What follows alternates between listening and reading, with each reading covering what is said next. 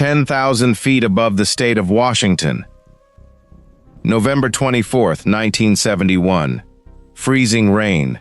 Total darkness. The rear stairs of a Boeing 727 are open, in flight. And standing at the edge is a man in a business suit, a necktie, loafers. Strapped to his body, a parachute, and $200,000 in cash. At 8:13 p.m., the pilots feel the aircraft lurch. The man is gone. He was never seen again. No body, no parachute, no arrest. For 9 years, nothing. Then, in 1980, an 8-year-old boy digging in a riverbank found something that should have been impossible. And what he found didn't solve the case. It broke it wide open. This is the only unsolved hijacking in American history. This is the case of D.B. Cooper, Portland International Airport, the day before Thanksgiving. A man approaches the Northwest Orient Airlines counter and pays cash for a one-way ticket to Seattle. Flight 305, a 30-minute hop. He gives his name as Dan Cooper. Witnesses would later describe him the same way. Mid-40s, around 6 feet tall, dark suit, white shirt, black tie, a raincoat over his arm, and a plain briefcase in his hand. He looked like an accountant, a salesman, anyone. He takes seat 18C, in the rear of the cabin. He orders a bourbon and soda. He lights a cigarette. Calm, polite, unremarkable. Shortly after takeoff, he passes a folded note to the flight attendant seated nearest him, Florence Schaffner. She assumes it's a phone number and slips it into her purse without reading it. The man leans in. "Miss, you'd better look at that note. I have a bomb." Inside the note, printed in neat capital letters, a bomb in his briefcase, and instructions to sit beside him. When she does, he opens the case just enough for her to see it. Red cylinders, wires, a large battery. His demands are precise. $200,000 in negotiable American currency, 4 parachutes, and a fuel truck waiting in Seattle. No panic, no shouting. He even offers to pay for his drink and tells the crew to keep the change. Think about that detail. A man threatening to blow up an airplane, leaving a tip. Flight 305 circles Seattle for nearly 2 hours while the airline scrambles below. The passengers are told there's a minor mechanical issue. 36 people sit yards away from a hijacking and never know it's happening. On the ground, the FBI makes a critical decision. They comply, but they photograph every single bill. 10,000 $20 bills, every serial number recorded. A paper trap, waiting to be sprung, and the parachutes. Pay attention to this. Cooper demanded 4. Why 4?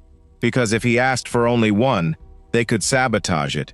But 4 parachutes told the FBI he might jump with a hostage. They couldn't risk giving him a dud. It was, investigators later admitted, a chillingly intelligent move. At 5:39 p.m., the 727 lands in Seattle. The money and parachutes come aboard. The 36 passengers walk free, still unaware. Cooper keeps the pilots, 1 flight attendant, and a flight engineer. Then he issues his final instructions, and they reveal a man who knew this aircraft inside and out. Fly to Mexico City. Altitude, 10,000 feet. Landing gear down. Flaps at 15 degrees. Cabin unpressurized. Speed, under 200 knots. Every one of those settings had a purpose. They were the exact conditions that make it possible for a human being to jump out of a commercial jet and survive. The plane climbs into the night. A storm is moving across the Pacific Northwest. Heavy rain, wind, temperatures near freezing at altitude. Cooper orders the crew into the cockpit and tells them to close the curtain. The last time anyone ever sees him, he's standing in the aft cabin, tying something around his waist. The bag of money. Alone in the cabin, Cooper does something only a handful of people in the world knew was possible. The Boeing 727 had a unique feature: rear air stairs that could be lowered in flight. He opens them into a 170-mile-an-hour wind. In the cockpit, a warning light flashes. The captain calls back on the intercom. "Is everything okay back there?" A voice answers, the last words anyone would ever hear from D.B. Cooper. No. At 8:13 p.m., over the dark forests of southwest Washington, the crew feels the tail of the aircraft suddenly pitch upward. When the plane lands in Reno, Nevada, agents storm aboard with weapons drawn. The cabin is empty, 2 parachutes gone, the money gone. On a seat, a black clip-on tie, soon to become the single most analyzed piece of fabric in FBI history. Somewhere behind them, a man in a business suit had stepped into a freezing storm, at night, over some of the most unforgiving wilderness in North America. Wind chill at that altitude, nearly 70 degrees below zero. The question that has haunted investigators for over 50 years begins here. Did he even survive the jump? The FBI called it NORJAK, Northwest Hijacking. It would become one of the longest investigations in the Bureau's history. Within days, hundreds of agents and soldiers were sweeping the projected drop zone near Ariel, Washington. Helicopters, ground teams, even a submarine searching the depths of Lake Merwin. They found nothing, not a parachute, not a shoe, not a single $20 bill. And here's where the legend outgrew the man. A Wire reporter, rushing the story, confused the name of an early suspect, and Dan Cooper became D.B. Cooper. The mistake stuck. The world would forever hunt a man under a name he never used. The suspect list swelled past 1,000 names: ex-paratroopers, disgruntled airline employees, deathbed confessions, at least a half-dozen men whose families swore, with tears in their eyes, that Daddy was D.B. Cooper. Every single one the FBI investigated, every single one, fell apart. And the money? 10,000 recorded serial numbers, distributed to every bank in America. In 9 years, not one bill ever surfaced. Not in a store, not in a bank, not anywhere on Earth. It was as if the man, the parachute, and $200,000 had simply stopped existing. Until February 10, 1980, the Columbia River, a sandy stretch of shoreline called Tena Bar, about 20 miles from the drop zone. A family picnic. An 8-year-old boy named Brian Ingram, smoothing out sand to build a campfire. His hand strikes something just beneath the surface. 3 bundles of cash, rotted, fused together, still wrapped in rubber bands. $5,800. The FBI checks the serial numbers, and every single bill matches the Cooper ransom. And this is the moment the case breaks logic itself.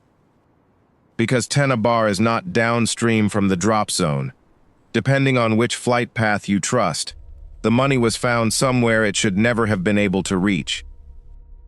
Rubber bands disintegrate in water within months, yet these were intact after 9 years, and the bundles were found stacked, in order, as if placed there, or buried.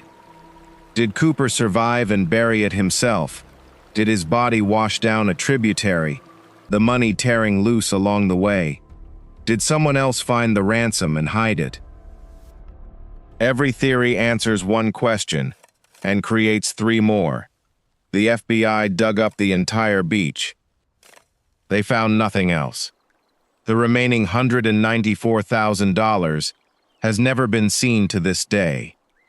In 2016, after 45 years, the FBI did something it almost never does. It closed the case, unsolved. The evidence was boxed up and archived. But here's what the official files don't say out loud. They never explain why a man clever enough to demand 4 parachutes chose the older, non-steerable chute and left the better one behind.